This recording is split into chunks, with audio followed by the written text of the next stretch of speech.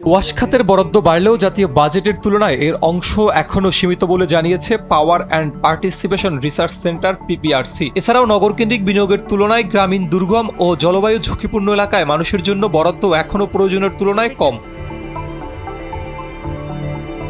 রাজধানীর ধানমন্ডিতে বেলা ১১টায় ওয়াটার এইড বাংলাদেশের সহযোগিতায় আয়োজিত এক সংবাদ সম্মেলনে এসব তথ্য তুলে ধরা হয়।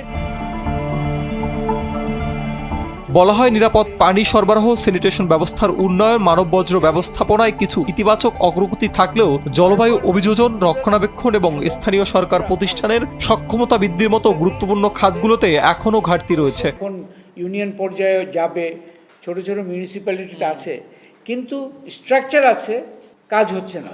এই জায়গায় এই operation and maintenance and big projects, এই দুই জায়গায় এই যে পারফরমেন্স ফেলিয়ারের বিষয়টাকে আমাদের জোরালোভাবে আনতে হবে। রিং স্ল্যাব ল্যাট্রিনের টেকনোলজিটা কিন্তু আমাদের দ্রুত বিকাশে সহায়তা করেছিল। এখনও কিন্তু আমাদের এই পানির ক্ষেত্রে বলি, এফএসএম রিলেটেড বলি, আমাদের পুরোপুরি সুয়েজ সিস্টেম হয়তো অনেক জায়গায় করা সম্ভব নয়। এই যে পিট ল্যাট্রিন, সেপটিক ট্যাঙ্ক, এগুলোকে আরও উন্নত পর্যায়ে নিয়ে যাওয়ার জন্য এখানে কিন্তু এই যে ইনোভেশনের জায়গাটাকে আমাদের, এখন এখানে ইউ আর অ্যাবসলিউটলি রাইট, আমরা ওই বিদেশি কনসালটেন্ট এখানে দরকার নেই।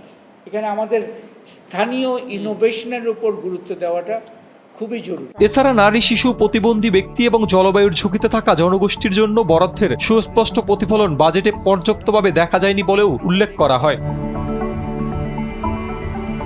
টেকসই উন্নয়ন লক্ষ্যমাত্রা অর্জনে নিরাপদ পানি, স্যানিটেশন নিশ্চিত করতে হলে প্রান্তিক জনগোষ্ঠীকে অগ্রাধিকার দিয়ে আরও লক্ষ্যভিত্তিক বিনিয়োগ প্রয়োজন।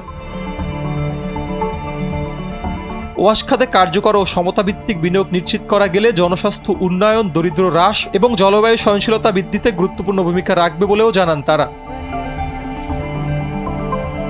সাইফুল ইসলাম, এনপিবি।